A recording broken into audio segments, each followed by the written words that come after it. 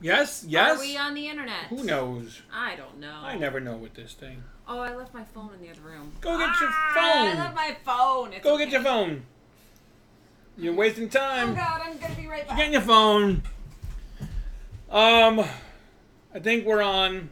Sorry, Emma had to get her phone, and it says that yes, we are on. I don't need to hear this. Okay. All right. We're the only ones watching right now. That's good. That's okay. Hi guys, I'm back. Okay. So today we are going to be talking about Dungeons and Dragons, which is a thing that we do on a regular basis now. Isn't that a thing that we do on a regular basis?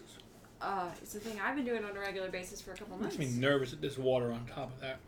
I'll set it on the floor, so it'll spill on the floor instead. Will that make you feel better? Hey, we now have 5 people. Hi guys. How's everybody doing today? Happy Sunday. How are you feeling this Sunday? I'm kind of tired. Yeah. Legitimately, I'm really tired. Up pretty late. What time did I wake up? I think I woke up at 7. After staying up till... Yeah. Hey, Wes. Stayed up till 1:30 to watch the fight. Nice. I think a lot of people watched the fight yesterday. Yeah, a fair amount of people watched the fight. I fell asleep after round 3. Yeah, so woke up. I did my run today. Hi, Banks. Okay, it was a comfortable 9.5 mile run. Oh, you're talking about today. Yeah, today. Today was a good run. Today was the first time I felt like I am back. I can run comfortably again. Oh, good. And not feel like I need medical attention after 2 miles. I woke up with a huge crick in my neck. Well, no, it's fair. So yeah. Hey, Joanne's on. Hi, Joanne. Hi. So let's talk about Dungeons and Dragons. Okay, today. so that was it. I Today was. talk about Dungeons I was and trying Dragons to build, get a feeling going for things. 15 is not bad. I'll let you talk about it. You rolled a 15. I rolled a 15. Okay. You're gonna allow me. I'm the one. I am the DM. For now, you are the DM. I am the DM now. You are. Look at me. Look at me. I'm the DM now. So let's talk about Dungeons and Dragons, guys. Yesterday, for those of you who have been following along at home, yesterday was my first time. Your debut, if you will. My debut DMing a group in my homebrew campaign that I made up all by myself. I fully expected that it was going to take a while. I don't think I expected that it was going to take 12 hours. And yes. I don't mean that as a long, drawn out, everyone was tired at the end 12 hours. No. It was oh my God, we've been playing for 12 hours? That's amazing! Everyone was just in such a good mood the whole time and had such a good time playing, so... I thought that there were going to be times where it was, hey, let's stop. I didn't feel that way, but everyone was like, let's go, let's get a drink, And let's take a bathroom break, and then get right back to it. We took about an hour break, about 2 hours in, because we realized we hadn't eaten lunch, and it was about 2:30 in the afternoon, so everyone ate lunch, and that took about 45 minutes or an hour. And then I would say we took another break for maybe about half an hour, around, I don't know, 7:30? Something like that. Something like that. I took a couple of more breaks because Dexter did not have a happy stomach. Oh, yeah, Dex wasn't feeling good yesterday, so Eric kept having to leave the game and go out and walk him. Poor bear. I feel like it happened like 10 times. It was a lot. It was a lot, but I'm glad that it was at good times. It was at good times. So yeah. I don't feel like I missed much. But anyway, so the game, I think it went really well. I was really happy with how everything turned out. I should probably we recorded the whole event. We did. So I originally thought that maybe it was going to be like a 6-hour campaign and it wasn't going to be a big deal to record everything and then get it up to you guys. So if you have at all any interest in watching our crazy shenanigans, you could. It's a 12-hour video and we have to edit it down a little. Yeah, it's got to be edited. So the video, unfortunately, before it's up. Unfortunately, the GoPro kept randomly going off. Not a battery issue. Did you forget about that? I did. I thought it just went off that one time. No, it went off a couple of times. Yes, Dex is better today. He's feeling much better. I should have clarified. Yesterday was bad. He just ate something that didn't settle with his stomach very well, and Dexter is feeling much better today. He was very happy on his walk this morning. Yes. So the GoPro cut off. I don't know where. I feel like I will skim to those parts where it cut. Mm-hmm. And maybe you can put a write-up, a little 2-sentence of what I'm just thinking it's probably going to be a little while before we put them up, and I might say that we put them up in segments. I don't think we can. I'm not going to put up a 12-hour video. Yeah. I think that's excessive. Beyond that, we have an audio recording, which we do. We missed the first 30 seconds of. You thought you hit record. I thought I had hit record, and I didn't actually hit record.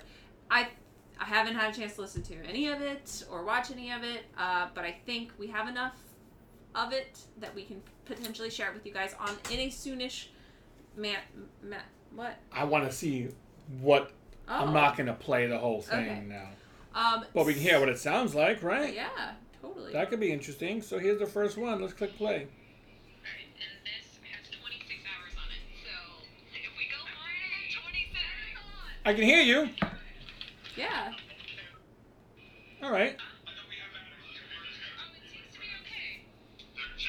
All right. So this works. It has sound recorded on it. That's a good sign. All right. So let's talk about this. I'm coming down off of a major high of having played this. This right here, I guess I should talk about the thing that's right in front of us. Well, no. Can we? You're jumping the gun. I'm so excited. Just for a moment. All right. My experience when we came in, we had this table was completely covered, right? Mm-hmm.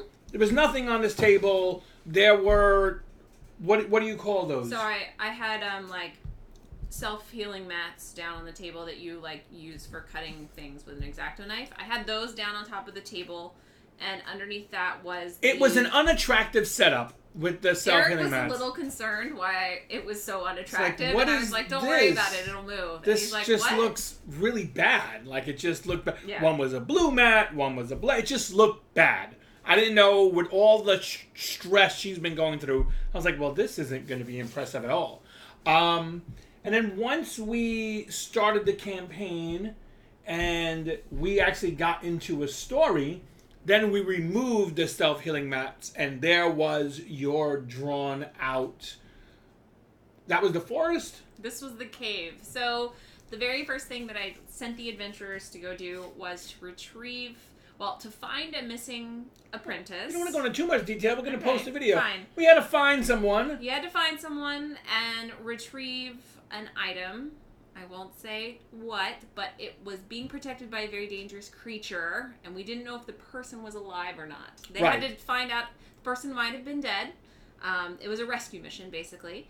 And so the very first map that I drew for them was a cave that was out in the woods outside of the city of Kyrgard, and so the team was sent in to try to find this person, and I think when I pulled the mats back and you could see the map laid out, and I had sort of fog of war style parts of the map of the cave covered, so they couldn't see it until they actually explored it. I think people started getting a little bit more excited. We had been role playing for maybe.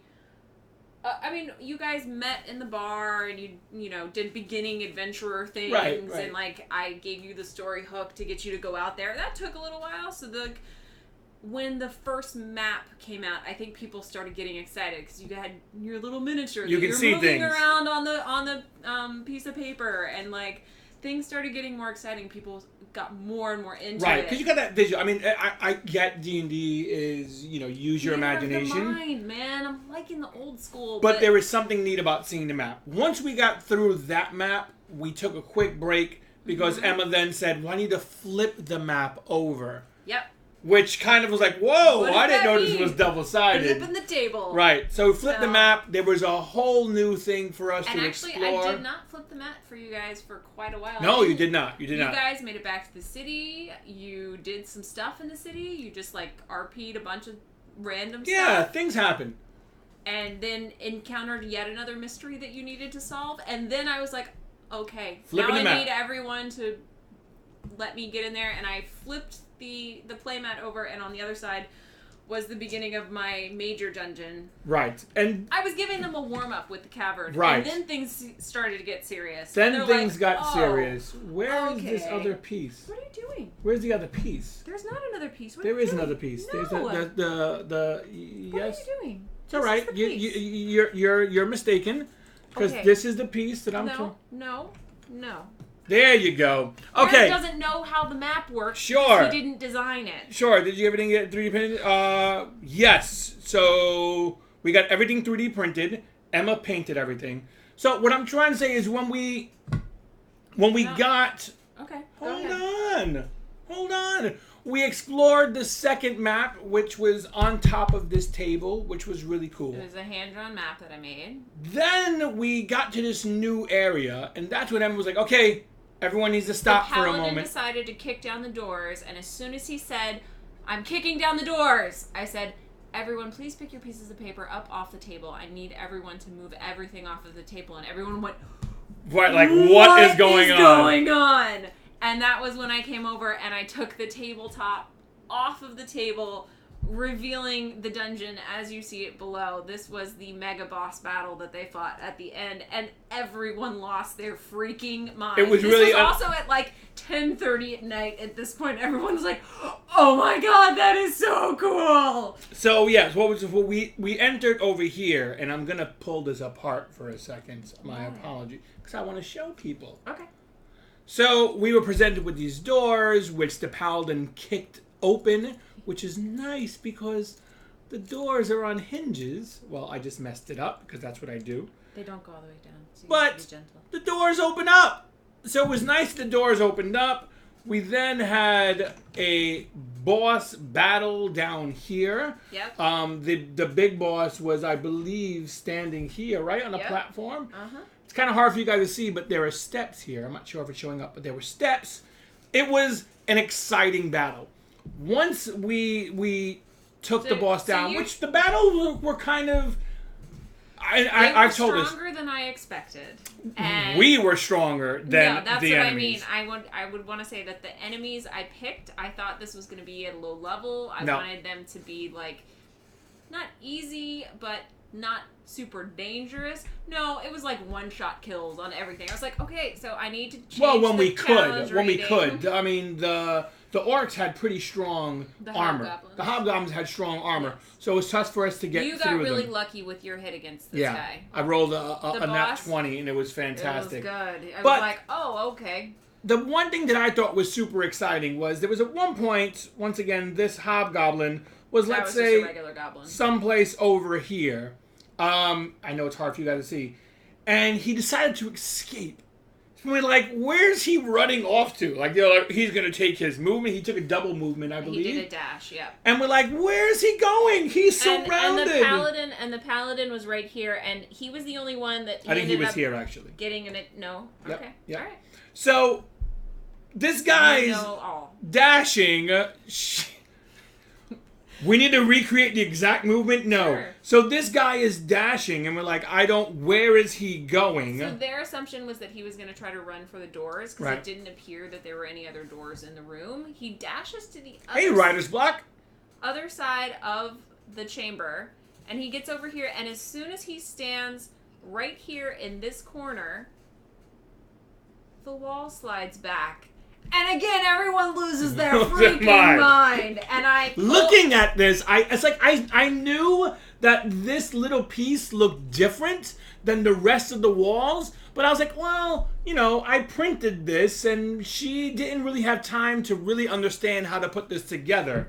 And so then I come out with these two pieces, and I put them down, and I'm like, and it reveals a hidden passage. Now, unfortunately, because the guy had done a dash, the pressure on the rock is what opened it. So it didn't need him to take an action to do it. He just had to land on the space. But he couldn't move again, and they came over and they killed him. Fine, whatever. But it was really awesome to be able to reveal it. I don't think you guys would have investigated to find. No, I would have thought that would have been it. If he hadn't made it there, you guys wouldn't have found this secret. No, the secret not passage. Not at all. Which you guys haven't investigated where that goes. Right. So yet. this is how it ended. It ended where I killed this one guy, so he's fine, and we barricaded. Hi, Steven. We barricaded this room. The passage has been closed. We actually took the dead bodies. They took all the boxes in the room and all of the dead bodies of their defeated foes, and they piled them up in front of the doors that the paladin had kicked in to provide enough shelter for them so that they can take a long rest. We will see what happens when we return. It is super exciting to know that there was a secret door. Like, that totally blew me away. Writer's Block asked what races and characters we had. All right, so we have, let me go around the table. We have a wood elf druid, a high elf rogue, a half elf warlock, a human paladin, and a tiefling monk. Interesting combinations. I'm excited about sort of how that's going to work. There's already been some tensions in the group between the wood elf and the high elf. That's been really fun. The paladin is very just, and that's irksome to some of the other people. There's good party sort of team building going on. Like the party is starting to come together. They're starting to learn more about each other. Are you putting everybody's characters up? Oh, the 3D printed ones. This character right here on the end was the NPC that I was manning at the end of the He game. was really cool. He had a great name. His name is Orobok Battlebeard. That was fantastic. Is this 3D printed too?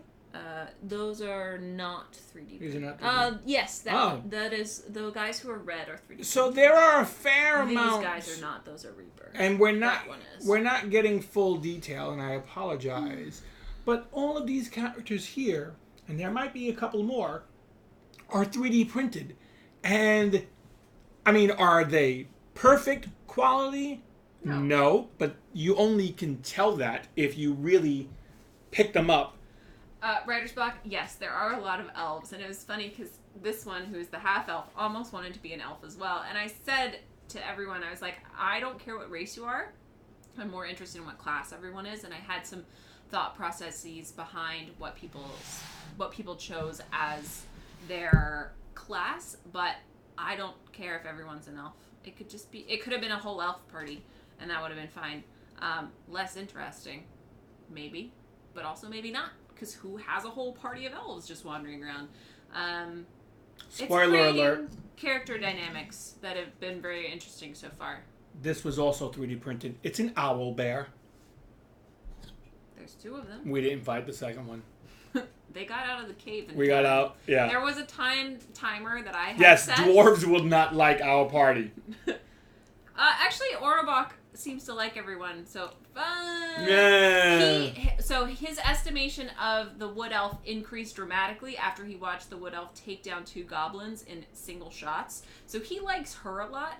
He doesn't like the rogue. Don't tell the rogue that. Oh my! I say nothing. I didn't say that.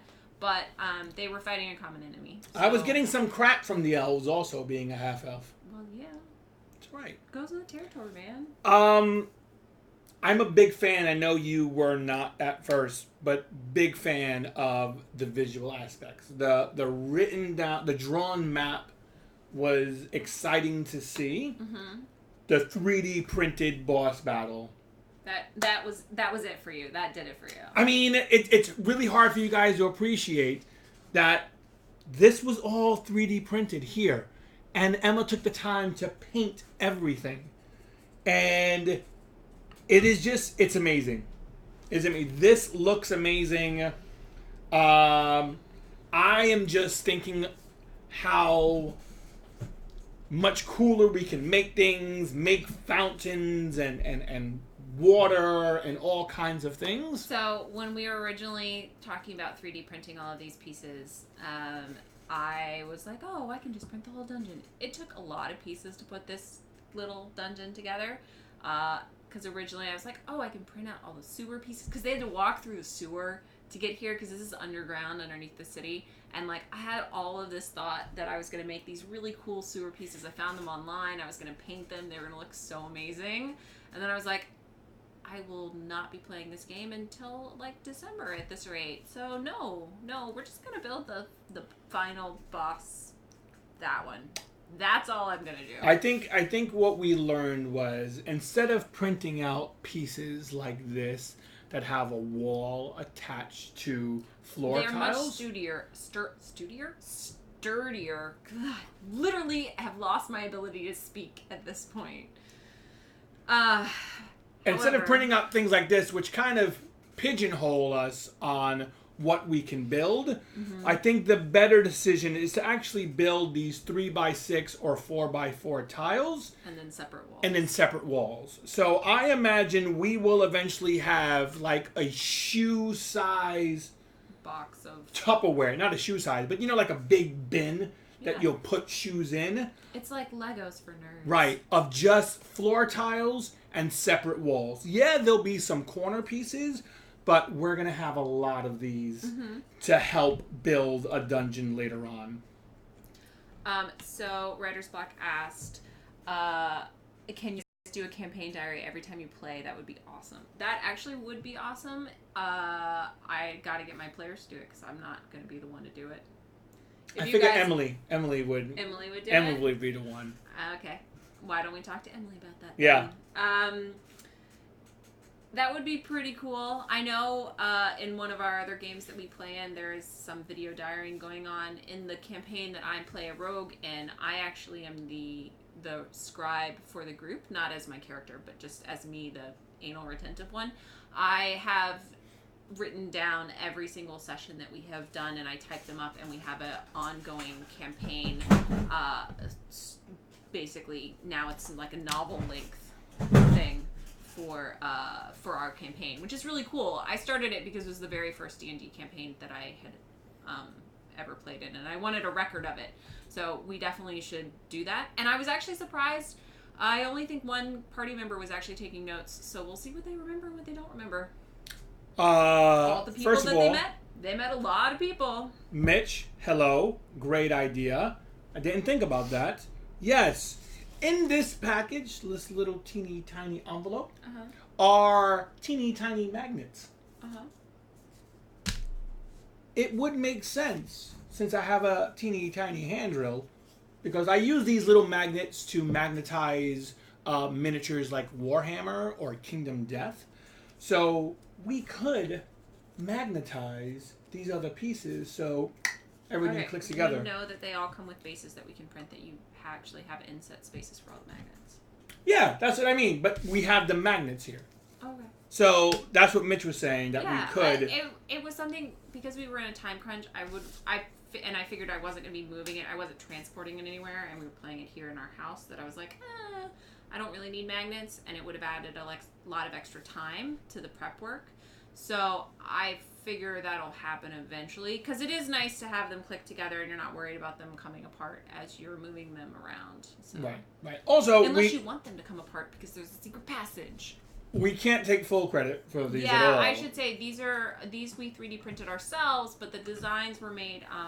They're available on Thingiverse. It's by a great guy. I guess is it a site? When you look up OpenForge, it's basically like a free version of Dwarven Forge stuff that you have to have a 3D printer and paint yourself. Unless you go to Shapeways. Unless you go to Shapeways, and then you can get it printed for you.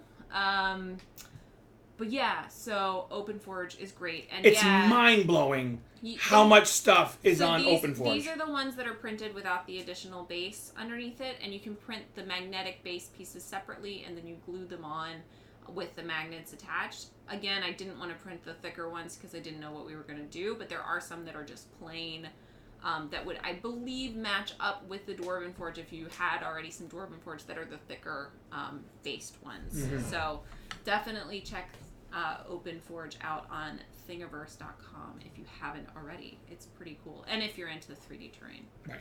And like I said, Shapeways, which they were at Gen Con. Yeah. But I didn't have time to see them. And when it comes to Shapeways, one of the best places on Shapeways, and I'm not going to remember the name of it, but there's a lovely gentleman who has taken the time to design almost every single monster that exists in Dungeons and Dragons. He's the one who has put up for free all of these different files for all these characters. The owlbear is from him. The dwarf fighter is from him. The swarm of rats that I used that almost engulfed. Actually, did it engulf anyone? Did anyone get bit by the rats? Yeah, they some swarms of rats, some skeletons. I mean, I printed a bunch of those because I needed different characters. It's different than terrain, obviously, but those are free on Shapeways. And what is it? I forget the name of it. It's like the DM something. But anyway, that's a great resource as well that I've found as I've been putting this together.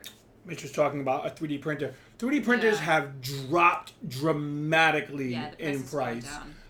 If it is something, I mean, they're still not cheap, but they're not outrageous. I mean, if 3D printing is something you're interested in, you know, it all depends on how much terrain you're looking to get into. A set of Dwarven Forge is expensive. Like, super expensive. $200 at least, and you're just going to get that set. With a 3D printer, you're making an investment purchase to buy the 3D printer, and yeah, you're going to have to buy filament for it, but if you're smart about it, you can probably print a whole lot more for a whole lot less than you would if you were going to buy it. And if you want to do custom painting, I mean, we thankfully have the resources at our fingertips so that I can paint this. Like, when this came off the printer, I painted it. If you're the type of person who wants to buy it pre-painted and that sort of thing, then just stick with Dwarven Forge. Their stuff is amazing. Check Monoprice. Monoprice.com for the 3D printer has, I think, fairly decent 3D printers for a few $100s. Yeah. I know that's not cheap, but once again, a few $100s for that. I would say a Dwarven... a Dwarven Forge set is going to be a few $100s. It's going to be more expensive than a 3D printer. For the number of pieces that you would end up getting out of it, absolutely. Yes. So it all depends. And it depends on how much you're going to use it. Funny thing, we were just asked. What? That Sirenscape. Oh. Sirenscape was used. So all the sounds that I used are from Sirenscape. I put together a tiny little playlist of stuff for the campaign. It worked pretty well. I think it added some nice background music. I didn't actually sit there and click different buttons for different moments in different battles, except for that one time. What were we doing? There was something, and I just turned and I just hit the button over and over again, so it kept making noises. Oh, I forgot. Yeah. There was we needed something to be growling at his character, and I basically was just growl, growl, growl, growl, growl, growl, and everyone thought that was pretty funny. Sirenscape is great. It really, really is, and they have copious amounts of sounds on there, and really, really awesome. If you're doing anything you want to post online, they're great about it versus using copyright music that then you have to worry about. So much better. For. It's so much better. They're great. And you can kind of set up. So if you get Sirenscape, I just found this out. You know, they have preset things, but you can actually go to their website if you have the app, or if you don't have the app, set up an account. Now you can purchase separate module add-ons, correct?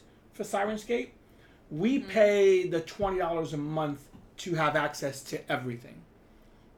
And if you go to their website, you can kind of build your own campaign. And what that means is you would name your campaign and then add modules to your campaign. So instead of scrolling through, which feels like hundreds of different sound effects, you can consolidate them to your one screen, which is really neat. The other thing, let's say Shapeways, it's expensive. Dwarven Forge, very expensive.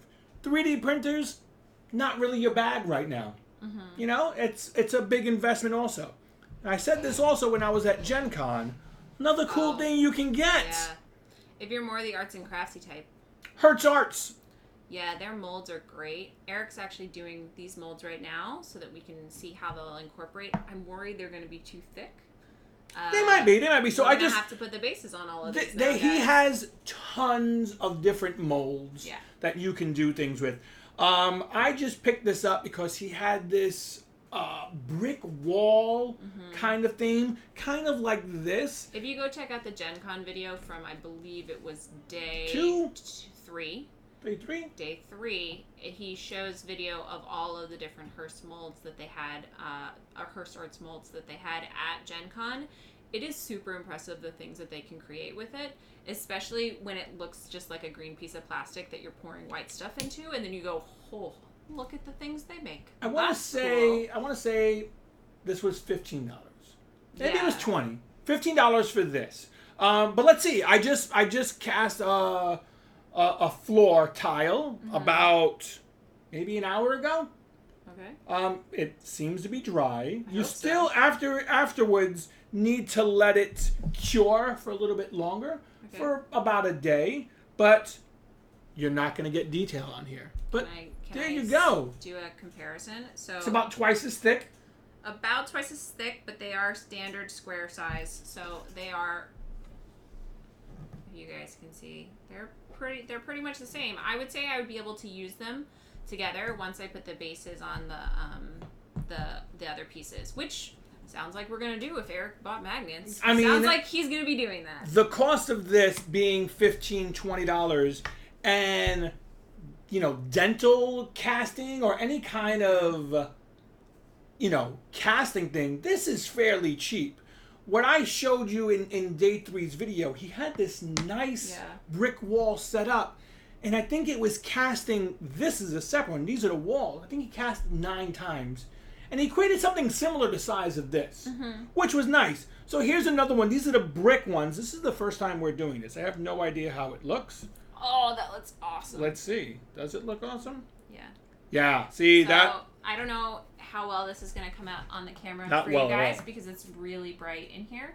But there are bricks along the side, and then the top looks like an open top where you would have poured concrete in between the bricks to fill it out. It looks really nice. Again, please check out Eric's Gen Con Day 3 video to see. It was the video from Saturday. That's how I remembered which one it was. I remembered what you were doing when you sent me that. He sent me the video that he added into the vlog for the day. He sent it to me as a text message being like, "This is cool, I'm buying some of this." I was like, okay. Should we compare them to these? Well, these are... Here, I'll do it this way. Can you guys see this? So you'd have to stack them. That's kind of annoying. Yeah. These are... I'm going to move these guys. You have to stack them, I think, at least... Not even... It's going to be more than 3. They're still warm from the drying. So you have to stack at least 3 to get the same height as the other ones. So maybe this is going to take longer than you think. Yeah, but once again, this just took no time to do. This was extremely fast. Yeah, I mean, you put these in not that long ago, and now they're done. So I mean, he has cracked walls. Here, let me take that. Put that here. I'm really impressed with. So once they're painted red, they'll look like bricks. Yeah, and he shows you a cheap way on his website, a cheap way to paint. Oh, cool. But yeah, so obviously there's a lot of different ways that you can make 3D terrain. I still personally don't think that it is the point of why you play a role-playing game. Right. You play a role-playing game, especially one that's as fantastical as D&D, to enjoy the fantasy and to role-play it. And I want to give all of my players huge kudos for playing and having a really good time role-playing. Everyone got into it, and we had a lot of new players. Like, my friend Caroline has never played before. This was her very first time. She was super nervous about it. Our friend Evan has only played one other game of D&D.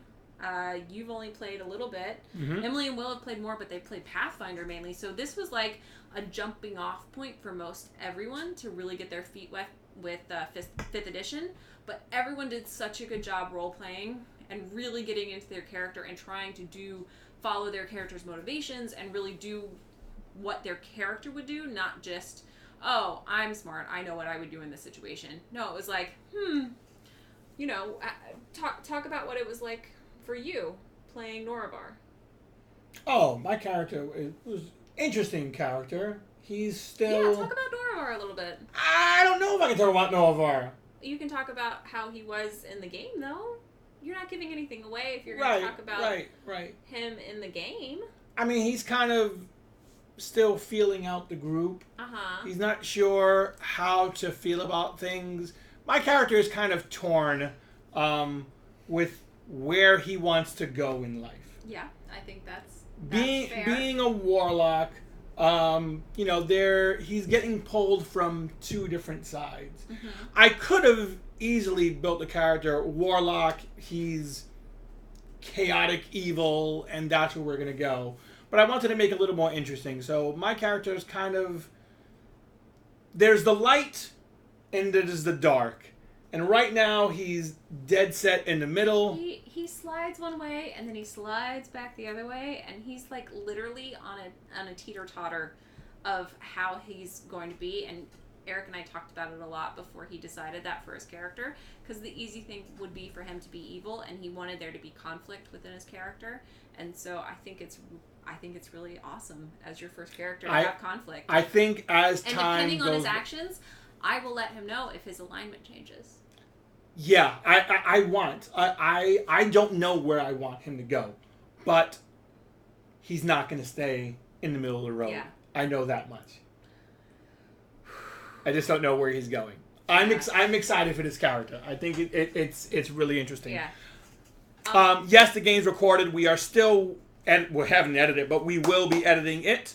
Can I just for a second say, so Writer's Block, you said you had your second level party encounter an ancient black dragon. That's impressive. I'm surprised no one died. Well, it sounds like an NPC died, but I'm impressed. That's a huge challenge. Did they actually fight it, or did it fly away? Like I'm as a DM, I am curious to know what you do with your higher level. Is that your DM voice? No, I just mean like the challenge rating of that is pretty high, so I'm just sort of curious. Did you actually have them fight it, or did you have it leave, or did they flee? Joanne's saying that she does a cardboard terrain. Very smart. Yeah. That is super cheap. You can get cardboard anywhere. Even 2D terrain. A while ago we did a review of Dicey Ventures of their 2D. I actually had meant to pull out some of the trees from it to put in the cavern. And I forgot. That was my bad. I was going to try to use a little bit of everything since I was doing both 2D and 3D terrain. And then I even forgot to put on makeup. That was how, crazy yesterday morning was. Well, my back's to the camera anyway. So sure. Yeah, no one knows. But yes, I was all over the place yesterday morning getting ready for the game. And it was awesome. It was so good. So I was just so happy that people wanted to play in the world that I created. Because it's mine. I've been thinking about it for months and months, and especially the last 3 weeks, I've been thinking about these particular scenarios a lot and working really hard and making sure that it everything sort of fit together, and who were the people they were going to meet along the way, and making sure they felt very it was a very open world.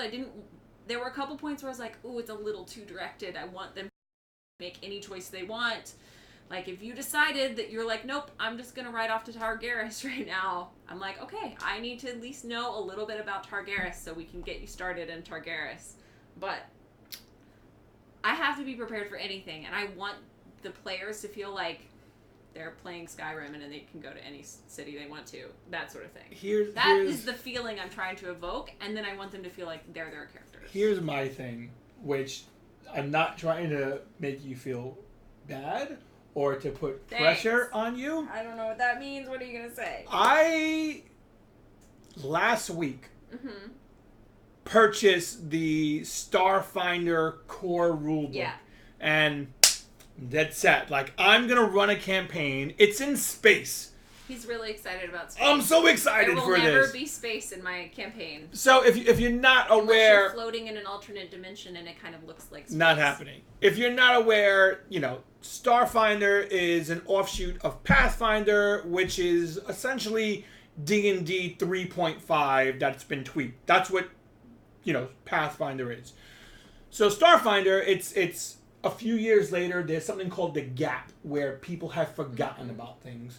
And it's in the future. And now you're kind of leaving this planet, not going to interdimensional places, but you're actually leaving the planet and exploring other planets and the galaxy, all these different races. You can still have, there's a legacy portion where you can bring like warlocks and things in, Okay. but it's really revolved around different alien races. Okay. Will wants to be essentially like a blob. There will be aliens coming out for Okay. something like that, but right now there are 7 like core alien races that you can pick from. And I'm super excited. Like, okay, I want to build this, and not only is there basic battle like what you do in D&D or Pathfinder, but there's space battle. You get a spaceship, That is pretty cool. and you will battle against other spaceships. So there's a part where you have a spaceship character sheet, and somebody will need to man the guns, and someone will need to fly the ship. It's really cool. So that just seems really cool, and I was really excited after playing with you yesterday. Yeah. I can't. Like, I don't know how. That's not true. You just might have a different style. It than is. me. It might. So I'm going to do... I... They have a cookie cutter campaign That's really sweet. that I am looking to work off of. I really want, since it's going to be my first time doing this, it's going to really be on rails. I feel like yours was pretty open-ended. Once again, hey, I want to go to this building. Yeah. You would have had to have... I have secondary plots written for like 6 things that people could do in Kyrgard while they're hanging out. Like, Right. You could go get in a fight. You could like go investigate the temple. Like, I have all the districts mapped. I have a bunch of different NPCs you can run into. There's going to be some plots that are totally not important at all that could be just fun, like in town, like, oh, stuff happening. I have, I can't say all the things that I have. Yeah.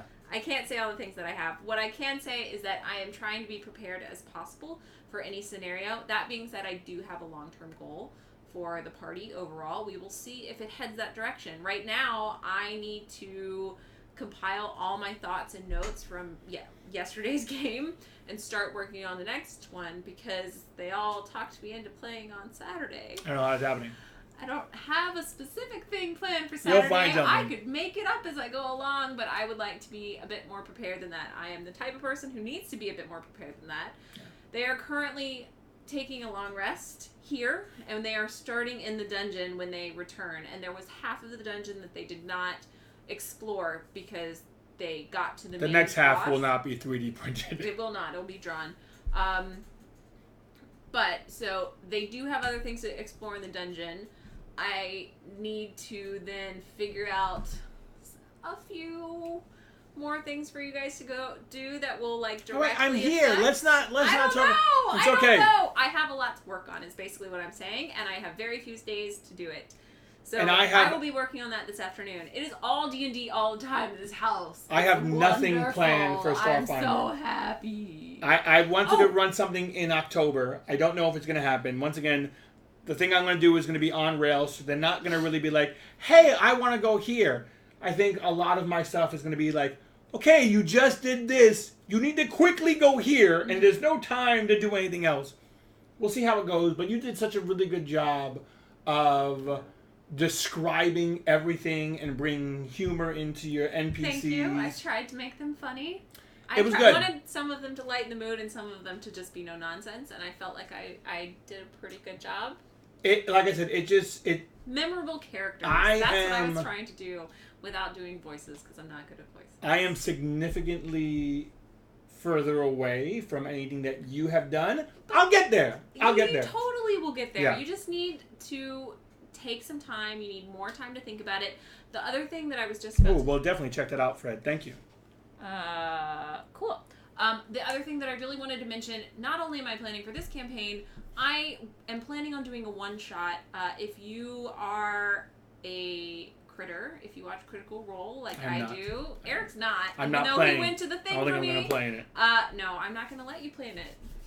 Fair enough. I am going to run, so on Twitter there's a big group of people who've decided to do something called Taldore Day, which is actually a weekend, because it's hard to like do schedules all at the same time. The idea being that people play a game of D&D using the Tal'Dorei campaign guide, which I have in my possession because Eric is amazing. But I am going to run a game for that probably on Sunday, October 16th. So I am seeking players for it. I have a few people earmarked in mind, and I'm thinking that it will probably be a mix of in-person and then somehow also over the internet. I'm not quite sure how I'm going to do it, but I know that I'm going to run a one-shot that day that will be set in the Tal'Dorei, in the continent of Tal'Dorei, which will be really cool, I think. Well, Roger's Block knows what you're talking about, and he's Critical telling you about what happened with his campaign when you asked the question earlier. Oh, good. I'm going to go back and I'm going to read that very carefully. Let's just put it that way. I'll let Eric talk, actually, and I'll read it very carefully right now. I didn't expect to say anything now. No, it was super exciting, and we still have a lot more to plan. We still have a lot of board games to go through, which is going to take some time. With all the games that I've purchased, I think we've only unboxed 2. Is that right? Yeah, so far. So much to go through. It pains me that I have these unopened boxes. So we are going to get to that sooner rather than later. It's exciting to see so many people are playing It's D&D. like the thing. It's like the new thing, right? I feel like so. I'm a little suspicious that it is so popular. Like I started watching Critical Role on April 1st. And I'm still not 100% caught up, but I am watching live. I started watching live at episode 95. And I'm currently trying to catch up through the back catalog. But since I started watching it, I'm seeing D&D stuff everywhere. And I don't know if it's because I wasn't looking for it before that I didn't see it. That's what happens. Or if it's just becoming more and more, like nerds are reaching a zenith that is so mainstream that D&D is now mainstream. Like, I don't know. I just don't know. Like, online they're doing, like, celebrity D&D. Well, because of Critical Role. But I mean, it's kind of... But yes, but no, because these are people who have played D&D before, who are huge actors, who have always been into D&D. It's just now there's an opportunity because there's an audience of people who watch this, whether you're watching Critical Role, whether you're watching Heroes and Halfwits or Acquisition Inc. or, you know, like, there's so many different ways that you can watch it, or Harmon Quest. Like, there are so many ways that you can watch D&D online now that people are really getting into it. Is it just that we're suddenly being exposed to it and people are going, oh, that's actually pretty cool? Or, like, I can't tell. I literally can't tell, and I don't know if I'm jumping on a bandwagon or you're a little bit jumping on your bandwagon. It's all right. It's a great bandwagon. Legitimately going to be a passion for the rest of my life. So I had such a rush. You know what I'm really liking about this? It was amazing. Being a tech guy, love technology, always, my whole life. Technology. Video games, great. I could sit in a room all weekend long, stare at a screen, collect gold rings, or scale a building in a video game, just shoot things, love it. When, you know, you can play games against other people through the internet. Multiplayer, man. Oh my goodness, it changed everything. You know, it was one thing to sit next to somebody. Yeah. And, well, back then when I was younger, we didn't really play against each other. You shared a controller. Okay. You know, you play Zelda, and it's like, oh, that was fantastic. Here, you try the next part and play for an hour. So there was stupid. Controller sharing. Yeah. Then there was split screen. Then there was online. Yeah. So as much as I love technology and playing video games, it's just something about, what do you say, 7 years ago? 6 years ago, 5 years ago, we got into, like, board games? Like 5 or 6 years ago. 5 or 6 years ago. You know, I've always loved board games. But I don't remember what game we purchased that kind of kicked open the door to board games for us. Ticket to Ride. Ticket to Ride. Yeah, that makes sense. Something that just kicked in. I know the answer to that question. And it was one of those things where you're just like, wait a minute, like, there were these Yeah. thousands of groups. And then we went really hardcore. After Ticket to Ride, it was Arkham Horror and Mage Knight. Right. Like, those are big, heavy games. But what I mean, like, you don't gamers. realize that there's this whole other world out there. Yeah. And I feel like that's what's happening with D&D now, because now you go someplace. When I was at the airport going to Gen Con, and I was talking to Emma on the phone, and I was like, yeah, it's going to be great. So it starts tomorrow, and yes, blah, blah, Tal'Dorei. And this father and daughter looked over to me and you're like, you going to Gen Con? And I was like, yeah. And somebody else was like, hey, you guys are going to Gen Con? And there were like 7 of us on this flight. Sense. It was Wednesday as of Gen Con starting. But it was just really neat, like, when you hear, everyone's kind of like secretive and like, oh, not many people are doing it. And am I weird? I mean, that's not might not be what they're thinking, but it's not. As you go on the street and you sing your favorite song, you know what I mean? Out loud or whatever it is, you'll hum it out loud. Very few people are wearing a Dungeons and Dragons t-shirt or a D20 ring. Mm-hmm. You don't really advertise as much as you would your favorite music artist or book. Yeah. Like, you don't really see someone reading a D&D campaign book or something. You could. You might see me. You might see Emma. Now, if you're on the train. But it's just that great feeling of when you hear somebody and you just like, oh, I need to say something. Like, I know what you're talking about. I got to admit, it's a really great feeling to be out in the wild and run into someone who you don't know, who either overhears you saying something about D&D or talking about your campaign. I was with our friend Caroline last weekend. She'd never played before, and I was helping her build her character, and we went to this really nice little place in Brooklyn, got sandwiches, and we were rolling her character up on a Friday, it was Friday, in Brooklyn, and one of the waitresses came over, and she was like, do you guys play D&D? And I was like, yeah, actually, and we told her the whole story that I was, the DM, and that this was her first time. She goes, I play a rogue in the campaign I'm in right now. And I was just like, that's awesome. She's rolling up a rogue as we speak. That's so cool. And it was like a really nice connection moment. And it was like this totally random person in Brooklyn that we didn't know before. And it's just like, oh, I'll say something. We must be friends because we all play D&D. So, I mean, the last time I played was, late 80s, early 90s is when I played. But then I didn't play for so long. So it's exciting to get back in. Besides Critical Role, you know what I also think kind of sparked some D&D in everybody? Of course, it slipped my mind. Lord of the Rings? No, not Lord of the Rings. Stranger Things. I think Stranger Things, yes, Game of Thrones, Stranger Things, like, oh, Demigorgon, what's that? And then you have the D&D people like, oh, I know what Demigorgon is. So that kind of got things going again. But my long-winded rant, going back to, once again, being a technology person, there was something glorious about disconnecting for a moment. And just playing a game and with friends. Sitting across the table from someone and either playing a board game or D&D. Mm-hmm. And when your phone goes off, it's one of the rare times where I'm like, well, that's annoying. Yeah.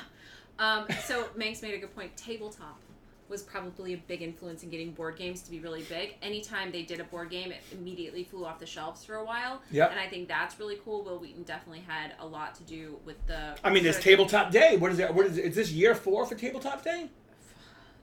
I think it's like year 5 or 6. Something.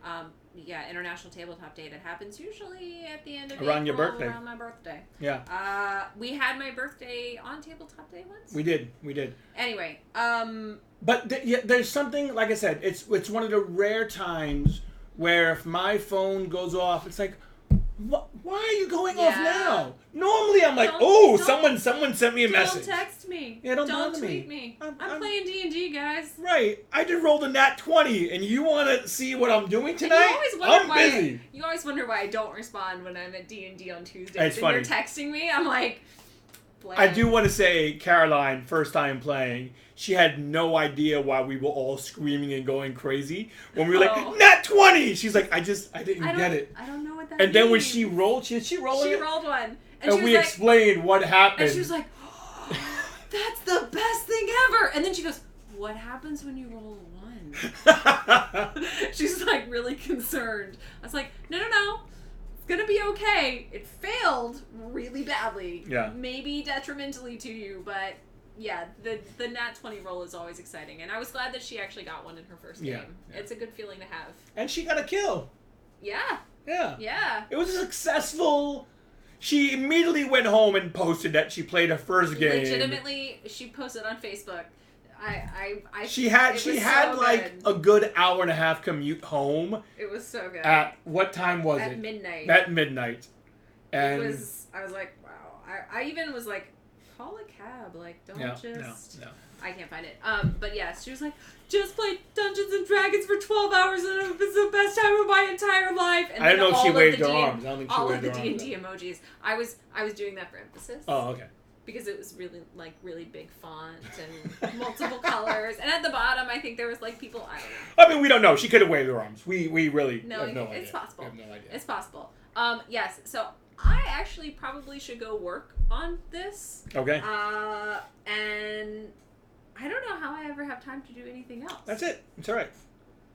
Yeah. I am now married to a DM. I'm so excited about it, and I'm excited about Tal'Dorei Day. I need to start planning that, because that is going to be sooner than we think. And I'm playing with him and the rest of the crew again on Saturday. You know what I'm excited about? What? We have a bunch of dungeon crawling board games. Oh my god. Which when we first purchased them, and was I was like, I don't get it. Nope. I don't get it. Not doing it. Why is this interesting? This isn't interesting. What? I don't get it. Because I didn't understand that you're supposed to be the character. I thought you were just moving, like... I didn't understand. It's a whole new world. I didn't get it. Now I'm like, this is the best thing that has ever existed in the entire world. Any last questions from anyone? We're kind of coming up on the end of Social Sunday. I'm so excited that everyone turned up for an awesome D&D Social Sunday.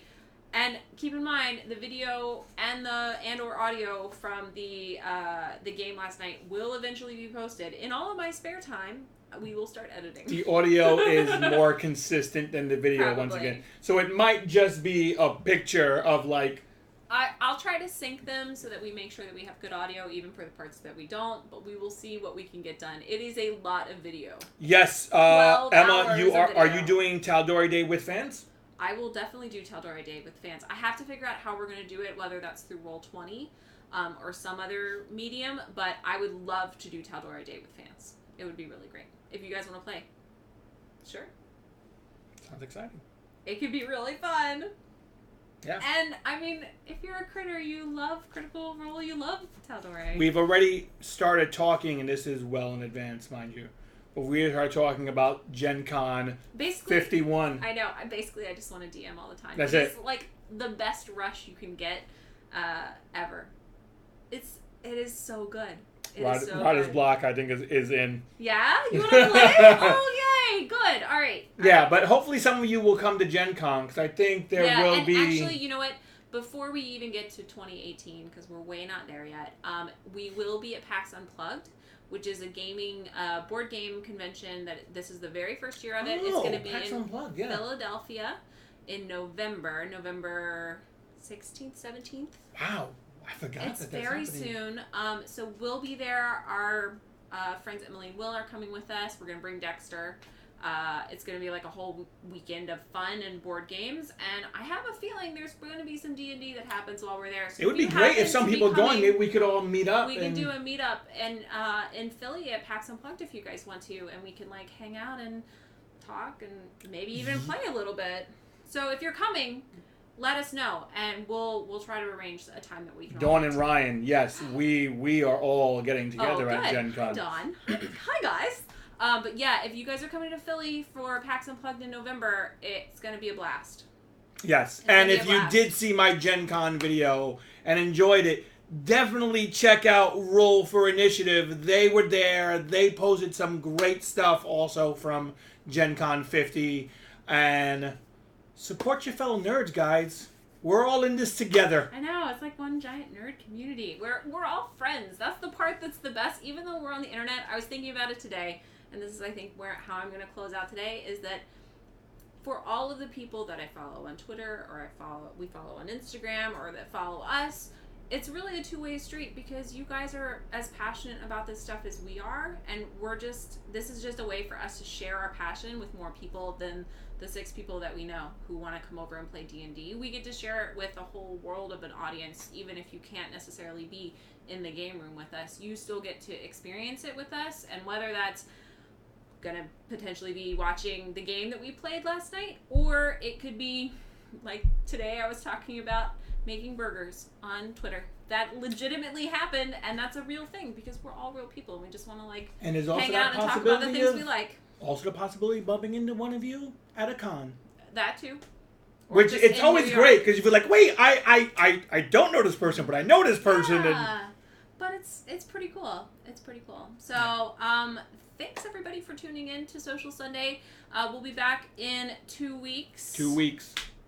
And But we'll have a video up every day. Yeah, there's always a video. There's always a video. It's going to be a lot of unboxings, and we will be starting to post the playthroughs of the games from Gen Con soon, and we will be getting up the campaign very, very soon. Sounds like I'm God, pretty busy. we have so much to do. Yeah. Okay. All right. Have a great rest of your Sunday today, guys, and